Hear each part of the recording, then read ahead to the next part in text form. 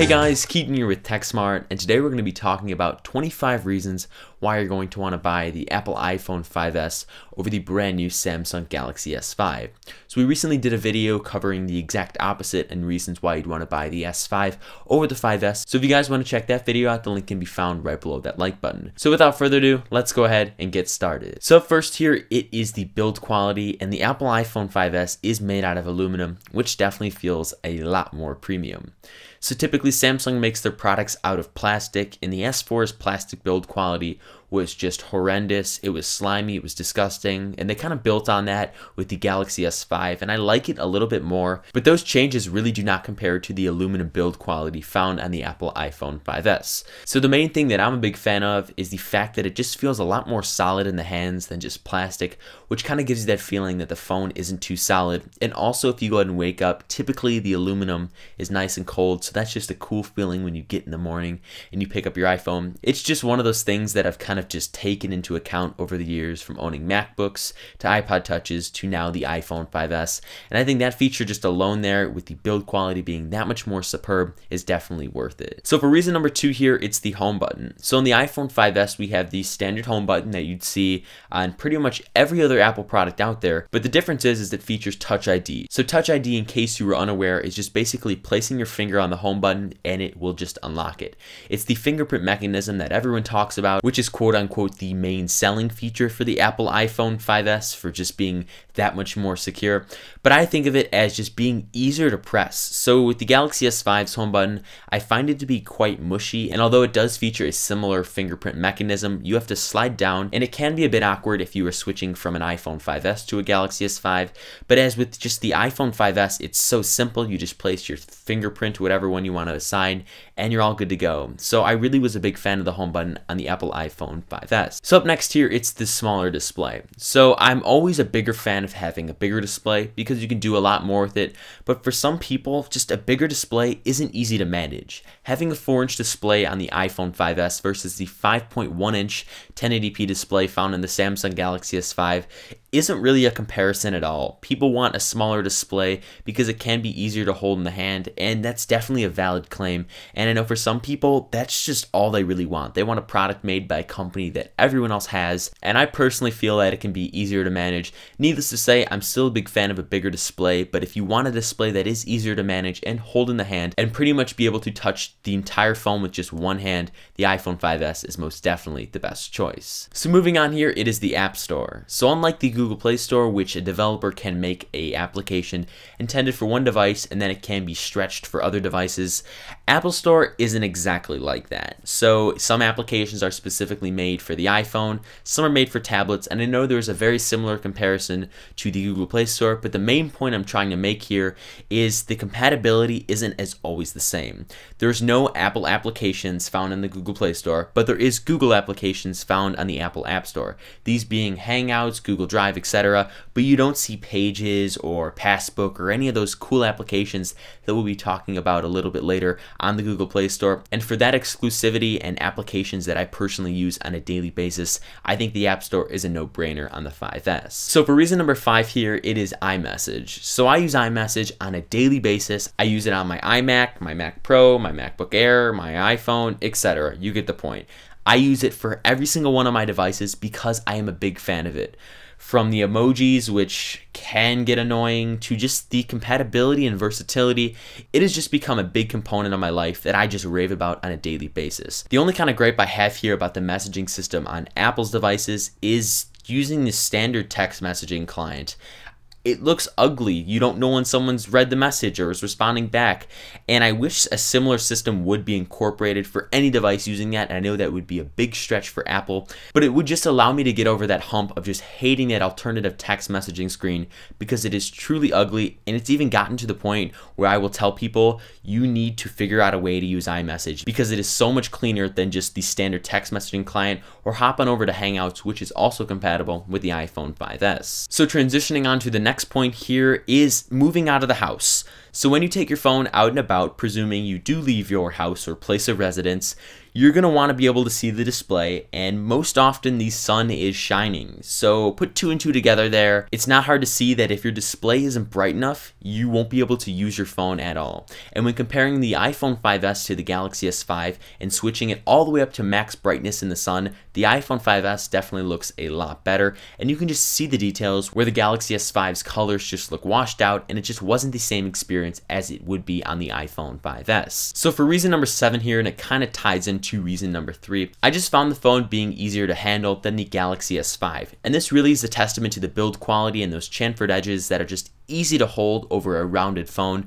But when you hold a 4-inch display compared to a 5.1-inch display, it's a lot easier to go ahead and access. I know you're sacrificing screen real estate, and for some that can be a massive gripe, and you wouldn't even want to consider the iPhone 5S. But for people that just want to be able to have a smartphone that majority of the people I know have, and just being able to use a smartphone that is quite popular, the iPhone 5S is a no-brainer. You can touch all 4 corners of the display. It's easy to work with. It is a small display, I understand that, but again, you're not missing out completely like you would be on the iPhone 4S's display. So transitioning on to the next reason, it is the fingerprinted home button. So I've often said with the Galaxy S5's fingerprinted home button that it isn't that big of a deal to use, but when you stack them side by side and just kind of go for ease of use and just being able to unlock your phone as quick as possible, because this is an alternative security method, the iPhone 5S completely crushes the competition here. It is an absolute no-brainer. Sticking your thumb or whatever finger you assign to the home button, it just immediately unlocks it, and with iOS 7.1, it has increased its sensitivity, so where those initial glitches were in iOS 7 to where it wasn't recognizing your fingerprint, those are pretty much alleviated, and you can just go ahead and dive into your phone a lot quicker than versus having to put your finger on the Galaxy S5's display and swipe down. And oftentimes, if your finger is not perfectly aligned, you're going to have to redo it, which just takes additional time that you're really not going to want to go ahead and deal with. So for reason number 9 here, it is the slow-mo video. So this is one of the features that was debuted in their conference in the latter half of 2013, and being able to shoot slow-mo video at 120 frames per second at 720p isn't a bad thing at all. I poured a bucket of apple juice known as an Apple sticker, a Mac Pro sticker to be exact, with lemonade all over it. It was in the fanboy wrap, and if you want to check that out, a link can be found in the description below. And seeing that in slow motion actually looked really good, and that's not a feature you'll see on the Galaxy S5, which kind of sucks because slow-mo video is something that I've actually seen consumers using and optimizing a lot more than I initially thought right out of the gate when this was a feature found on the phone. But overall, if slow-mo video is right in said scenario, you're definitely going to want to optimize it, and the iPhone 5S can most definitely do this for you. So popping on over to reason number 10 here, it is the dual LED flash. So if you go ahead and take a look at the iPhone 5S's flash, it has 2 colors of an LED. So when you take a picture with the flash on, both of these go off to give you more of a natural lighted setting, which isn't found on the Galaxy S5 whatsoever. So if you're taking pictures in the evening and you want to get those nice low light shots, the iPhone 5S just crushes it here. It's a no-brainer, and just having those additional low light performing shots is something that I like to optimize and use, because sometimes I am out late at night and I want to take a picture of my friends while they're doing something cool where you couldn't really get on the Galaxy S5. So up next here, it is the reversible charging found on the iPhone 5S, and this is due to the lightning charging that was changed with the iPhone 5. So lightning charging, while it might not be as fast as USB 3.0, it's reversible, and if you're ever charging your phone at night and it's one of those things where it's so late at night you don't even want to turn the lights on, you just want to plug your phone in and just go to bed or whatever you're doing at nighttime, you can go ahead and do that with lightning charging. No problem, it's reversible, you're all good to go. But whether you're using micro USB or USB 3.0 on the Galaxy S5, that's not possible, and you're actually going to need to take the flap, which can be quite annoying, off, then go ahead and find which way the cable goes, and it's just annoying as a whole. But overall, having the reversible charging and the open port on the iPhone 5S is quite the nice feature. So for reason number 12, it's Airdrop. So Airdrop is kind of Apple's way of just being able to share documents, pictures, sort of the NFC alternative. And while it doesn't feature NFC, which I think is a brilliant technology that should have been incorporated a while back and which is found on the Galaxy S5, Airdrop does work pretty well. Whenever I turn it on and my friends turn it on, we're able to share photos pretty quickly. So it's kind of the alternative there, and it's one of those reasons to where if you're trying to buy a phone strictly for NFC, don't fret and really take into consideration what you're using NFC for. If it's to share documents and pictures with friends quickly without having to do it over Dropbox or without another cloud alternative, Airdrop is most definitely one of those options you're going to want to consider. So for reason number 13 is being able to set content guidelines. So in the Galaxy S5, there's kids mode, and you do have to type in a certain passcode to disable it and get back to the normal looking interface. But most kids know what the iPhone or iOS interface looks like, and kind of being able to change that really won't suffice. And I know if I had a little sibling around, they'd be throwing an even bigger fit for having a weird device with just weird icons that isn't giving them the experience that they would receive without the content guidelines. So you can block things such as Safari and different applications that you don't want them getting into. And it is kind of one of those nice features to allow the device to stay the device and go ahead and being able to turn it off with just a simple passcode. So in the end, content guidelines give you a more natural experience for your little guy or whatever person you want to go ahead and use the phone, but not give full access to. So for reason number 14, it is not having any bloatware. How many times do I need to keep saying this? I hate bloatware on the Galaxy S5. There's carrier bloatware, there's Samsung bloatware, there's Samsung crap on there that I don't really care about and most people don't care about, and Apple kind of just doesn't do that. If you want to call Newsstand bloatware, and I know some people don't use Newsstand, and maybe in iOS 8 we can delete those stock applications that we don't want to use, but not having bloatware is just kind of one of those things that Apple really strives for when selling a product and just making not only a beautiful operating system, but beautiful hardware alongside. So for reason number 15, it is Siri. So Siri has been a voice assistant around for a long time, and when it came out on the iPhone 5S, it sucked. I'll go ahead and say it. I don't talk to my phone. That's that. But now that it's starting to get more commands and being implemented into your car, which the Galaxy S5 isn't even considering being implemented in your car, it's an approach that I'm quite a fan of. I like being able to use a phone in the car whilst keeping a safe environment and making sure that your attention is directed towards the highway, road, whatever you're really driving to and just trying to get to as a destination. So I appreciate how Apple is taking a step to not only implement Siri into a smarter platform, not only within the automobile, but just giving it more commands to make it smarter to where people are actually going to want to use her as an assistant and talk to their smartphone. Transitioning on here, oftentimes the Apple counterpart in terms of an application is better than the Android counterpart. So with the Galaxy S5, it takes fantastic photos. I have to give it that. But if you want to go ahead and plug it into our favorite image sharing application, Instagram, what happens? The quality looks horrible. It's not what you took on the phone previously, and it just looks disgusting. But if you take it on an iPhone 5S, it looks great, the quality's there, and it's something that you're wanting to share because it is truly a work of art. That's just one of the examples, and I know there's more out there, and it's starting to get reduced, which is always a good thing. But for now, Instagram is an application I use on a daily basis, perhaps even an hourly basis, and having a phone that can't really take good photos because of the application itself is a big problem, and for that, the iPhone 5S takes the crown. So for reason number 17 here, the headphone jack is on the bottom. This has always been a marketing thing. We've seen this in tons of Samsung commercials, but with the Samsung Galaxy S5, the headphone jack is on the top, and the iPhone 5S's headphone jack is on the bottom. That means when you go ahead and plug your favorite pair of earpods in there, which sounds so good, it's on the bottom, and it's just easier to use the phone, and the cable really doesn't get in the way. This has just been my experience. When it was at the top on the iPhone 4 and 4S, it was just annoying. The cable would hang down over the screen. I had to clear it, and it was just one of those hindrances that I didn't like, and I'm happy they changed it with the iPhone 5. So the 5S having a headphone jack on the bottom is a smarter implementation that I think Samsung needs to kind of copy from Apple and put it on their S6. So up next here is software updates. So with the Apple iPhone 5S, when there's a new software update ready to be pushed out, it's pushed out, you can download it, you're good to go. Unlike the Samsung Galaxy S5, depending on your carrier and if you do own a Google Play edition, which will be coming very soon, updates oftentimes take a lot longer and can even be just prolonged to such a crazy time with a certain carrier that it just gets ridiculous and you can't enjoy the latest Android experience because you own that. Now with the Google Play device, I know it is quicker, but when you own an Apple iPhone 5S, as soon as there's a new software update, you're gonna get it, download it, and you're ready to rock and roll. So for reason number 19 here, it is being able to silent and mute your iPhone 5S a lot quicker. So with the Galaxy S5, in order to do it, you need to go ahead and just hold down the lower volume rocker just for a few seconds and it will quickly mute the device.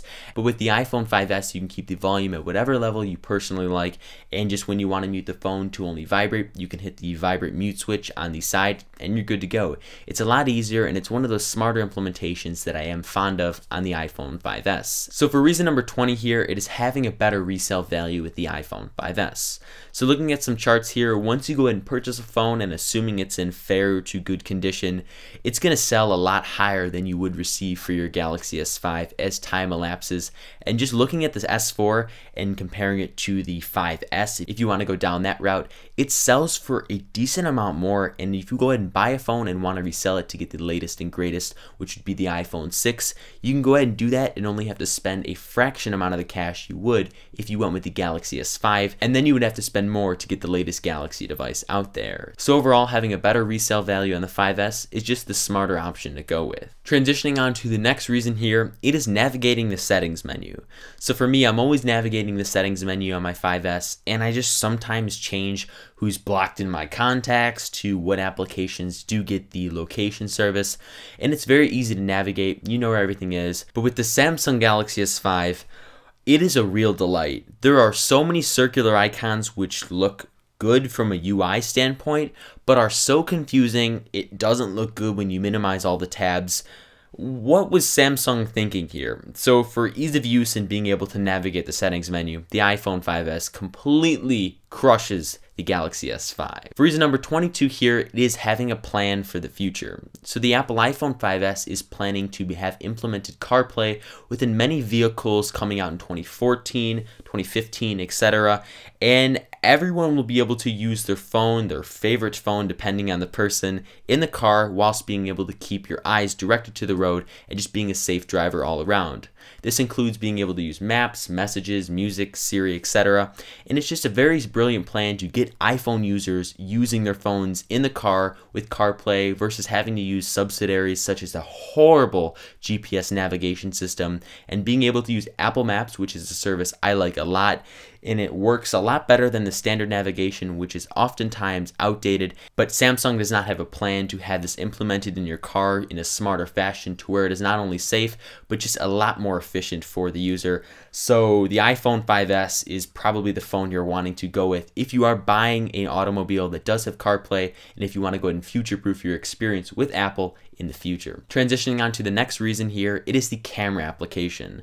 So while the Galaxy S5 does feature a lot more options within its camera menu, from different modes to being able to change the video resolution, just really getting funky with it, the simplicity is often the greatest on the iPhone 5S. Truly, there's a few options, you can kind of get funky with it, you can do some filters, but it's very simple and easy to use. And if I gave this to a little kid or someone who was inexperienced with an iPhone, they'd know exactly how to work it because it doesn't really take too much to get used to. Just hop on into the camera application and you can kind of work your way around with the ease of use and functionality of the iPhone 5S. So I'm putting both camera applications side by side, and while one of them does feature a lot more customizability, the easy use is just what I personally look for in a phone, and I'm very glad the iPhone 5S features it. For reason number 24 here, it is the camera quality. So on the 5S, I found that it could take a lot better low light shots and just oftentimes take photos in better scenarios than the Galaxy S5, which does feature a 16 megapixel sensor and can capture quite a bit of detail.